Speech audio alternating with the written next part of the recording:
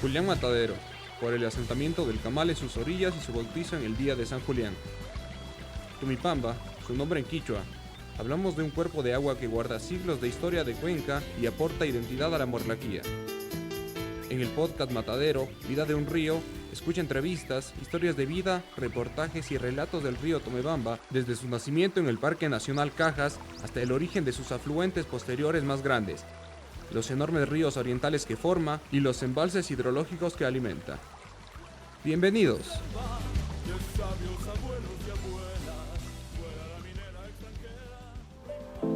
Desde las alturas de los Andes ecuatorianos, donde el viento susurra historias milenarias, entre los pajonales, le damos la bienvenida a este podcast. Soy Antonio Chinin. Y yo, Dayanara Fernández. Hoy hablaremos sobre las estructuras del Parque Nacional Cajas, un espacio declarado por la UNESCO como área de biosfera. 28.544 hectáreas de historia, naturaleza y desafíos. Un territorio donde las huellas humanas, desde los incas hasta la actualidad, han modelado el paisaje que hoy conocemos.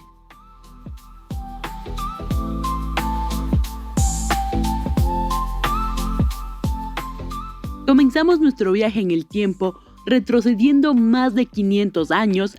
Anthony, ¿qué nos encontramos en ese pasado? El Capañam, mi estimada Dayanara, una obra maestra de ingeniería inca que atraviesa estos páramos, pero más que un simple camino, es un testimonio de la capacidad humana para adaptar el entorno a sus necesidades. Lo fascinante del Capañam es un sistema de construcción. Cada piedra fue colocada con un propósito específico. La cimentación podría alcanzar 1 metro de profundidad, usando rocas de hasta 1 tonelada de peso. Este no era un simple sendero, era una obra de ingeniería avanzada. Y vaya que es impactante, ¿no? Pero, ¿qué impacto tuvo esta construcción en el ecosistema? Los estudios recientes han identificado modificaciones en más de 50 microcuencas. El sistema de drenaje del camino, aunque ingenioso, alteró permanentemente el flujo de naturaleza del agua en la zona. Ahora, me gustaría hablar de tambos y refugios. Estas estructuras que encontramos dispersas por el páramo. Los tambos en realidad no eran simples refugios, eran centros estratégicos con cimientos de hasta 1.5 metros de profundidad. Sus muros, construidos con la técnica de Pirca, crearon microclimas que aún hoy podemos detectar en un radio de 50 a 100 metros alrededor de sus ruinas.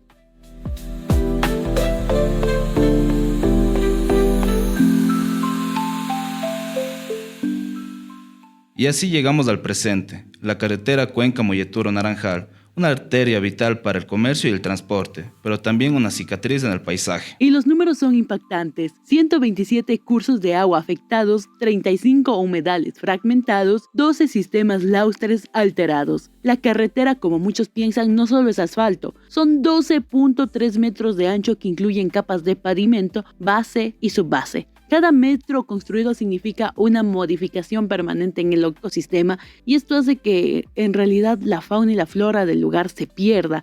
Y es muy triste porque tenemos muchas especies endémicas en el Parque Nacional del Cajas. Sin embargo, con la construcción de esta carretera, quitamos un poquito de ese ecosistema. Y con la carretera llegó un impacto devastador a la fauna local. Solo en el último año, 45 venados de cola blanca, 123 pequeños mamíferos, 89 anfibios endémicos y 234 aves, todas víctimas de atropellamientos. Y vaya que sí, en realidad, Anthony, como nos cuentas, estos números son bastante alarmantes porque, como ya mencioné antes, la carretera no solo está para ayudarnos a nosotros, sino también le quitamos un pedazo de espacio a estas especies tan bonitas y tan necesarias para el ecosistema y la biodiversidad tan bella que tenemos en el Ecuador, especialmente en el Cajas. Y me parece algo muy interesante destacar que los animalitos, por ejemplo, ya con los incendios, salieron a buscar refugio y muchos conductores no se dieron cuenta y lamentablemente los terminaron atropellando, ¿no? Entonces es bastante preocupante porque ellos, al querer buscar ayuda, en realidad sufrieron otro destino. Y no solo eso, sino que también intentaron escapar y terminaron en una carretera y algunos terminaron más perdidos. Entonces estas situaciones son complicadas porque para el cuerpo de bomberos, para los voluntarios y todos los que ayudaron netamente con los animalitos, fue algo más difícil.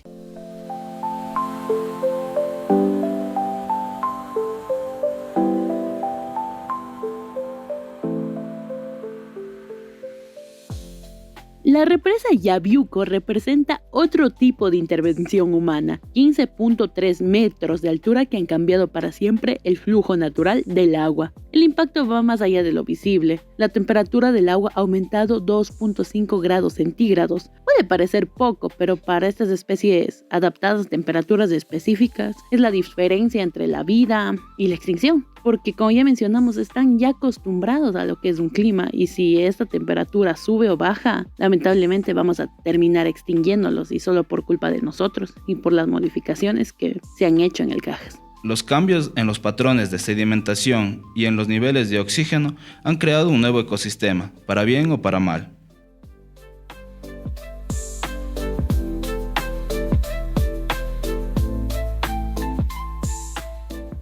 Las torres de telecomunicaciones son los nuevos habitantes del páramo, estructuras de hasta 35 metros que nos mantienen conectados. Cada torre requiere una base de 6 por 6 metros, sedimentación de 3 metros de profundidad, una caseta de equipos de 12 metros cuadrados y un cerco perimetral que modifica el libre tránsito de la fauna. Y es que sí, como tú mencionabas, Anthony, no es que solo se construye una torre de telecomunicaciones, sino que implica muchísimo más. Y por ejemplo, a la tierra fértil a veces le deja sin mantenimiento o incluso ocupa más espacio del que debería. ¿Y cómo me explico esto? Por ejemplo, no solo la torre, sino también implica la caseta de equipos y muchas cosas más. Y las autoridades también ahí tienen un papel muy fundamental, porque ya el que estén construidas estas torres, se debería dar un cierto seguimiento, pero solo lo ven ese rato y ya lo dejan. Entonces, ¿qué se espera en realidad? Pero bueno, no todo es negativo. La infraestructura turística moderna nos muestra cómo podemos intervenir de manera más consciente. Los nuevos senderos están diseñados para minimizar el impacto, utilizando técnicas de construcción que respetan los patrones naturales de drenaje y el movimiento de la fauna.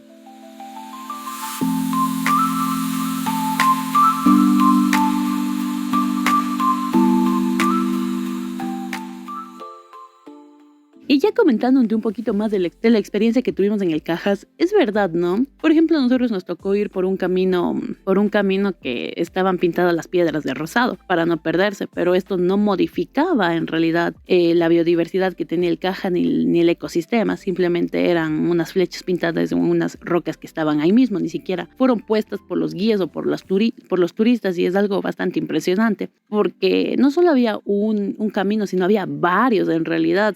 Entonces es muy bonito que se quiera dar este turismo bastante sostenible y que ayude a la conservación en realidad. Pero también yo quisiera mencionar algo. Por ejemplo, los turistas, sí, respetan los senderos y todo, pero también dejan basura, ¿no? Entonces, ahí también deberíamos ser un poquito más conscientes como turistas, como ciudadanos. Bueno, y ahí también deberíamos ser un poquito más conscientes como turistas a recoger la basura que dejamos y no estar tirada ahí, porque como te comentaba, por ejemplo, cuando nosotros fuimos a una cueva que estaba en el Cajas.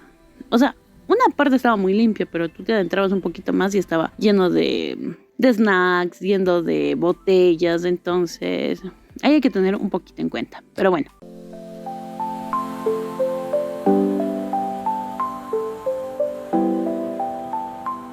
Anthony, tú nos comentabas algo del centro de interpretación. ¿Qué es esto en realidad? El centro de interpretación es un ejemplo de arquitectura sostenible, 320 metros cuadrados de construcción bioclimática, sistema de energía solar y un tratamiento de aguas grises.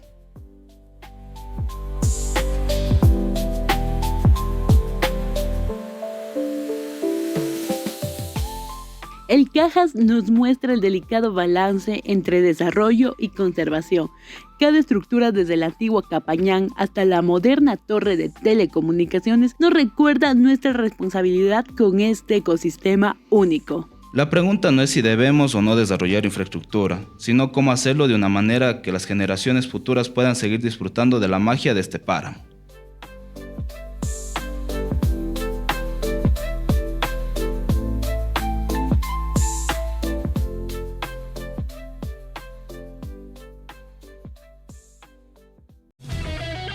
Encuéntranos en nuestra página web de Wix como Matadero, Vida de un Río, y nuestras redes sociales en Facebook, Instagram, Threads, YouTube y Spotify.